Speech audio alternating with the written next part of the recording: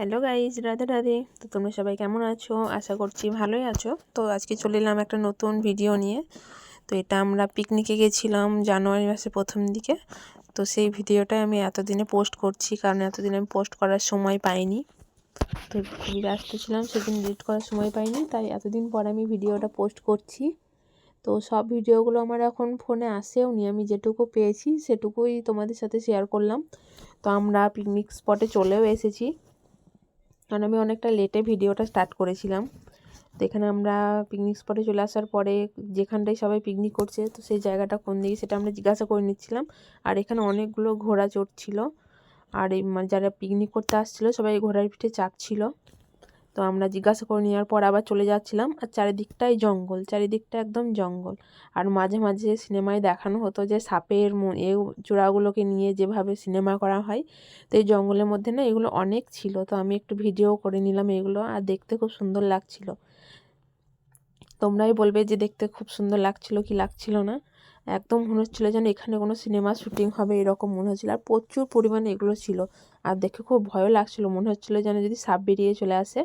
আসলে এগুলো হচ্ছে পিঁপড়ের বাসা, এগুলোর মধ্যে প্রচুর পরিমাণে পিঁপড়ে আছে। একবার যদি একটু কোন ছাড়িয়ে দেওয়া হয় না, তো প্রচুর পিঁপড়ে বেরোবে। তো আমরা একটা পাহাড়ের মধ্যে উঠেছিলাম পিকনিক স্পটে গিয়ে। তো আমরা গেছিলাম নীল নির্জন।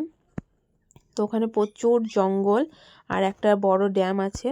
তো আমরা এখানে একটা পাহাড়ের মতো উঁচু মতো ছিল, তো এখানে নিচে একজন বলল যে ওপরে অনেক সুন্দর দেখার জায়গা আছে। তো আমরা সেটা শুনে একদম ওপরে চলে গেছিলাম, কিন্তু আমরা অনেক কষ্ট করে ওপরে উঠেছিলাম। প্রচণ্ড বালির রাস্তা, স্লিপ কাটছিল, নামার সময় আমাদের অনেক কষ্ট হয়েছিল। তো এখানে বসে সবজি টবজি কেটে দিয়েছিলাম, কারণ সবজিগুলো কেটে দেওয়ার পরে আমরা আবার বেড়াতে যাব, কারণ রান্না বান্নার ডিপার্টমেন্টে আমরা ছিলাম না। তো আমি চটপট সবজিগুলো কেটে দিয়ে তারপরে আবার ঘুরতে চলে এসেছিলাম। আর এই যে পুরো ড্যামটার আশেপাশে যাওয়া সেরকম জায়গা নেই, কারণ সব জল কাদা। তো এখানেই একটুকু দাঁড়ানোর মতো জায়গা ছিল, তো আমরা সেখানেই দাঁড়িয়ে ছবি তুলছিলাম আর চারদিকটা ঘুরিয়ে দেখাচ্ছিলাম তোমাদেরকে। তো এখানে ফটোশ্যুট চলছিল, তো সেখান থেকে চলে এলাম। তো একটু ভাবলাম রান্নার ভিডিও নিয়ে নেব। তো এখানে চিকেন কষার জন্যে প্রিপারেশন চলছিল, তো আমি একটু ভিডিও করে নিলাম। আর ওই পাশে হচ্ছে মাটনটা রান্না শুরু হয়ে গেছিলো। তো এখানে সব কিছু আমি কেটে একদম রেডি করে দিয়ে গেছিলাম বলে রান্নাটাও আমাদের খুব তাড়াতাড়ি হয়ে গেছিলো। আর আমরা পৌঁছেছিলাম অনেকটাই দেরিতে, সবার শেষে একদম আমরা, কারণ অনেকটাই দূর থেকে গেছিলাম। তো এখানে আমাদের দিদিগুলো সবাই রান্না শুরু করে দিয়েছে। এখানে মটন কষা হচ্ছিলো আর যা সেন্ট উঠছিল, আর চারিদিকেই তো রান্না শেষ, তার জন্য একদম মনে হচ্ছিলো যেন ভোজবাড়ির মতো সেন্ট আসছিলো চারিদিক থেকে। তো এখানে সব দিদি ভাইগুলো মিলে রান্না করছিল, আর এখানে সবাই বসে গল্প করছিলাম। ওখানে দিদি আবার কিছুটা পেঁয়াজ কম পড়েছিল বলে আবার পেঁয়াজ কাটতে বসে গেছিলো, আর আমি ভিডিও বানাচ্ছিলাম। আমরা মোট 16-17 জন মিলে গেছিলাম, খুব এনজয় হয়েছে। আর আমরা দুটো গাড়ি মিলে গেছিলাম। একটা গাড়ির মধ্যে গেলে তো আরও এনজয় হতো, কারণ একদম দুটো গাড়ি মানেই দল ছাড়া এরকম ব্যাপার। আর একসাথে সবাই মিলে থাকলে তো সেটা আরও বেশি মজা, তাই না? আর এত পরিমাণে বাতাস দিচ্ছিল যে আমাদের আগুন গ্যাসের মধ্যে কড়াইয়ের মধ্যে লাগছিলই না, এত বাতাস ওখানে। আর নদীর ধার তো, সেই জন্য একটু বেশি বাতাস লাগছিলো। আর আমরা একদম ধারে ছিলাম, নদীর বাতাসটা এসে পুরো আমাদের গায়ের উপরেই লাগছে। তো আমরা ওখানে পিকনিক করার পরে খাওয়া দাওয়ার আর সেরকম ভিডিও নেওয়া হয়নি।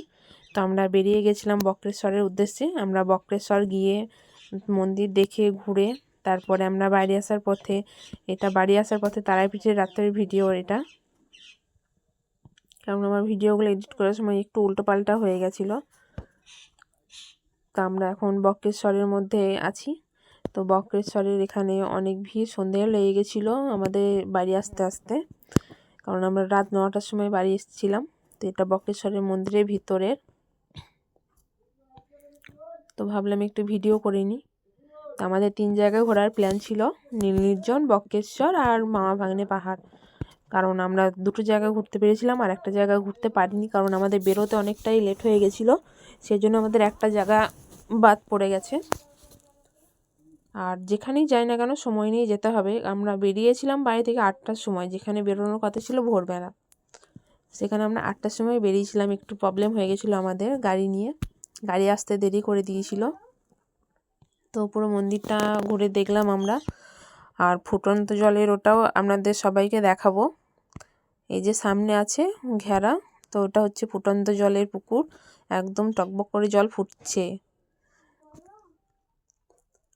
আর অনেক সন্ধেও লেগে গেছিলো, সেই জন্য ভিডিওটা স্পষ্ট আসেনি।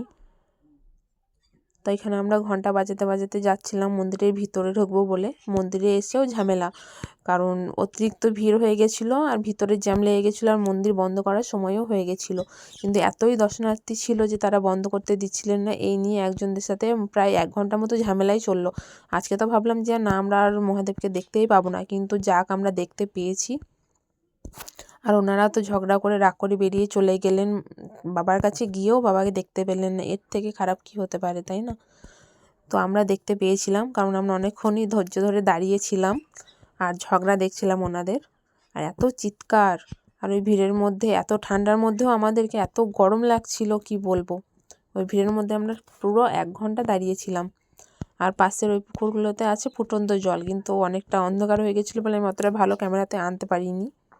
আর আমার তো সেরকম ভালো ফোনও না, তাই ক্যামেরায় ভালো আসেও নি। ওই যে দেখাচ্ছিলাম ফুটছে।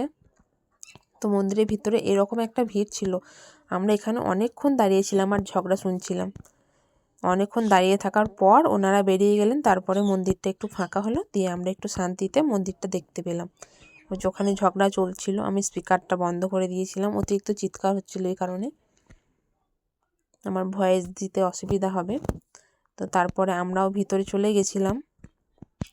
তো আমাদের ঠাকুর দেখা হয়ে গেছে। হয়ে যাওয়ার পরে আমরা পুরো ভিতরে যাব।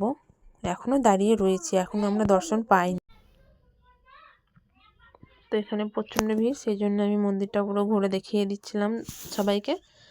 আর তোমরা সবাই দেখে নাও যে বক্রেশ্বর এলে কীভাবে যাবে না যাবে, কেমন ভিড় হয়। আর মন্দিরটা না খুবই ছোট একদম ভিতরটা, সেই জন্যই ভিড়টা বেশি বোঝা যাচ্ছিল। যদি একটু বড় জায়গা হতো তাহলে ভিড়টা অতটা বোঝা যেত না, কারণ সবাই একটু সরে সরে দাঁড়াতে পারতো।